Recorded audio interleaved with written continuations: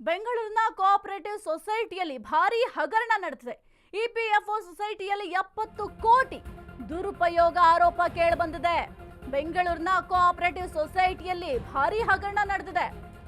EPFO ಸೊಸೈಟಿಯಲ್ಲಿ 70 ಕೋಟಿ ದುರುಪಯೋಗ ಆರೋಪ ಕೇಳಿಬರ್ತಾ ಇದೆ. ಕಬ್ಬನ್ ಪಾರ್ಕ್ ಪೊಲೀಸರಿಂದ 2 ಆರೋಪಿಗಳನ್ನು ಅರೆಸ್ಟ್ ಮಾಡಲಾಗಿದೆ. ಸಿಇಒ ಗೋಪಿ ಮತ್ತು ಸಿಬ್ಬಂದಿ ಲಕ್ಷ್ಮಿ ಜಗದೀಶ್ ಇಬ್ಬರನ್ನ ಅರೆಸ್ಟ್ ಮಾಡಲಾಗಿದೆ. 61 ವರ್ಷದಿಂದಲೂ ಕೂಡ ನಡೆದುಕೊಂಡು ಬಂದಿರುವ ಸೊಸೈಟಿ ಇದು. ಈ ಒಂದು ಸೊಸೈಟಿಯಲ್ಲಿ ಭಾರಿ ಹಗರಣ ಆಗಿದೆ. ಇಪಿಎಫ್ಒ ಸಿಇಒ ಮತ್ತು ಅಕೌಂಟೆಂಟ್ ವಿರುದ್ಧ ದೂರು ಕೂಡ ದಾಖಲಾಗಿದೆ. ಬೆಂಗಳೂರಿನ ಕೋಆಪರೇಟಿವ್ ಸೊಸೈಟಿಯಲ್ಲಿ ಭಾರಿ ಹಗರಣ ನಡೆದಿರೋದು ಬೆಳಕಿಗೆ ಬಂದಿದೆ. ಇಪಿಎಫ್ಒ ಸೊಸೈಟಿಯಲ್ಲಿ 70 ಕೋಟಿ ದುರುಪಯೋಗದ ಆರೋಪ ಕೇಳಿ ಬರ್ತಾ ಇದೆ. ಕಬ್ಬನ್ ಪಾರ್ಕ್ ಪೊಲೀಸರಿಂದ 2 ಆರೋಪಿಗಳನ್ನು ಅರೆಸ್ಟ್ ಕೂಡ ಮಾಡಲಾಗಿದೆ. ಸಿಇಒ ಗೋಪಿ ಮತ್ತು ಸಿಬ್ಬಂದಿ ಲಕ್ಷ್ಮಿ ಜಗದೀಶ್ ಇಬ್ಬರು ಬಂಧಿತ ಆರೋಪಿಗಳು. 61 ವರ್ಷದಿಂದಲೂ ಕೂಡ ನಡ್ಕೊಂಡು ಬಂದಿರುವಂತಹ ಸೊಸೈಟಿ ಇದು.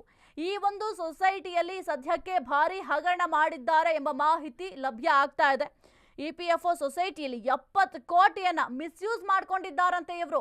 ನೀವು ನೋಡ್ತಾ ಇದ್ದೀರಲ್ಲ, ಸಿಇಒ ಗೋಪಿ ಮತ್ತು ಲಕ್ಷ್ಮಿ ಜಗದೀಶ್ ಇವರಿಬ್ರು ಸೇರ್ಕೊಂಡು 70 ಕೋಟಿ ಲೂಟಿ ಹೊಡೆದಿದ್ದಾರಂತೆ, ದುರುಪಯೋಗವನ್ನ ಮಾಡ್ಕೊಂಡಿದ್ದಾರೆ ಎಂಬ ಮಾಹಿತಿ ಸದ್ಯಕ್ಕೆ ಲಭ್ಯ ಆಗಿರುವಂತದ್ದು. ಈ ಒಂದು ಏನು ಸೊಸೈಟಿ ಇದೆ, ಕೋಆಪರೇಟಿವ್ ಸೊಸೈಟಿ, ಈ ಒಂದು ಸೊಸೈಟಿ 61 ವರ್ಷದಿಂದಲೂ ಕೂಡ ನಡ್ಕೊಂಡು ಬರ್ತಾ ಇದೆ. ಆದ್ರೂ ಇವ್ರು ನೋಡಿ ಯಾವ ರೀತಿ ದೋಖಾ ಮಾಡಿದ್ದಾರೆ, ಲೂಟಿಯನ್ನ ಮಾಡಿದ್ದಾರೆ ಅಂತ ಸದ್ಯಕ್ಕೆ ಅವ್ರನ್ನ ಪೊಲೀಸರು ಅರೆಸ್ಟ್ ಮಾಡುವ ಕೆಲಸವನ್ನು ಕೂಡ ಮಾಡಿದ್ದಾರೆ. ಇಪಿಎಫ್ಒ ಕೋಆಪರೇಟಿವ್ ಸೊಸೈಟಿಯಲ್ಲಿ ಹೂಡಿಕೆ ಮಾಡಿದ್ರು. ಸಿಬ್ಬಂದಿ ಮತ್ತು ನಿವೃತ್ತ ಸಿಬ್ಬಂದಿ ಸೊಸೈಟಿಯಲ್ಲಿ ಎಫ್ಡಿ ಕೂಡ ಇಟ್ಟಿದ್ರು. ಡೆಪಾಸಿಟ್ ಇಟ್ಟವರಿಗೆ ಪ್ರತಿ ತಿಂಗಳು ಬಡ್ಡಿ ಹಣ ಬರ್ತಾ ಇತ್ತಂತೆ. ಆದ್ರೆ ಕಳೆದ 3 ತಿಂಗಳಿನಿಂದ ಬಡ್ಡಿ ಹಣ ಬರ್ತಾ ಇರಲಿಲ್ಲ.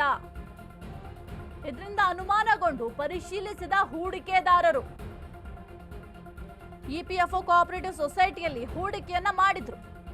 ಸಿಬ್ಬಂದಿ ಮತ್ತು ನಿವೃತ್ತ ಸಿಬ್ಬಂದಿ ಸೊಸೈಟಿಯಲ್ಲಿ ಎಫ್ಡಿಯನ್ನ ಇಟ್ಟಿದ್ರಂತೆ. ಡೆಪಾಸಿಟ್ ಇಟ್ಟವರಿಗೆ ಪ್ರತಿ ತಿಂಗಳು ಕೂಡ ಬಡ್ಡಿ ಹಣ ಬರ್ತಾ ಇತ್ತಂತೆ. ಹಾಗಾಗಿ ಅವ್ರು ಯಾರು ಕೂಡ ಪ್ರಶ್ನೆಯನ್ನ ಮಾಡಿರಲಿಲ್ಲ, ಸುಮ್ಮನಾಗಿದ್ರು. ಆದ್ರೆ ಸ್ವಲ್ಪ ತಿಂಗಳಿನ ಅಂದ್ರೆ 3 ತಿಂಗಳಿಂದಲೂ ಕೂಡ ಈ ಒಂದು ಬಡ್ಡಿ ಹಣ ಬರ್ತಾ ಇರಲಿಲ್ವಂತೆ. ಹಾಗಾಗಿ ಡೌಟ್ ಬಂದಿದೆ, ಯಾಕೆ ಪ್ರತಿ ತಿಂಗಳು ಬಡ್ಡಿ ಹಣ ಬರ್ತಾ ಇತ್ತು, ಈಗ ಯಾಕೆ ಬಡ್ಡಿ ಹಣ ಬಂದಿಲ್ಲ ಅಂತ ಡೌಟ್ ಬಂದು ಪರಿಶೀಲನೆಯನ್ನ ನಡೆಸಿದ್ದಾರೆ. ಆ ಒಂದು ಸಂದರ್ಭದಲ್ಲಿ ಇವರಿಬ್ರು ಸೇರ್ಕೊಂಡು 70 ಕೋಟಿ ಲೂಟಿ ಮಾಡಿರುವ ವಿಚಾರ ತಿಳಿದು ಬಂದಿದೆ.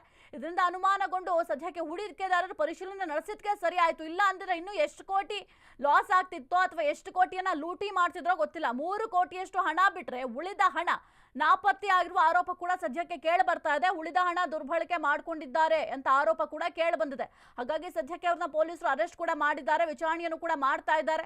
ಕೇವಲ ಇವರಿಬ್ಬರೇ ಈ ಒಂದು ಪ್ರಕರಣದಲ್ಲಿ ಇದ್ದಾರಾ ಅಥವಾ ಇವರಿಂದ ಬೇರೆ ಯಾರಾದ್ರೂ ಇದ್ದಾರಾ, ಎಲ್ಲರೂ ಸೇರ್ಕೊಂಡು ಏನಾದ್ರೂ ಲೂಟಿ ಮಾಡೋಣ, ಅದೆಲ್ಲದರ ಬಗ್ಗೆ ಕೂಡ ಇನ್ನಷ್ಟು ತಿಳಿದು ಬರಬೇಕು. ಪೊಲೀಸರು ತನಿಖೆಯನ್ನು ಕೂಡ ಮಾಡ್ತಾ ಇದ್ದಾರೆ. ತನಿಖೆ ಆದ ನಂತರ ಮತ್ತಷ್ಟು ಮಾಹಿತಿ ತಿಳಿದು ಬರುತ್ತೆ.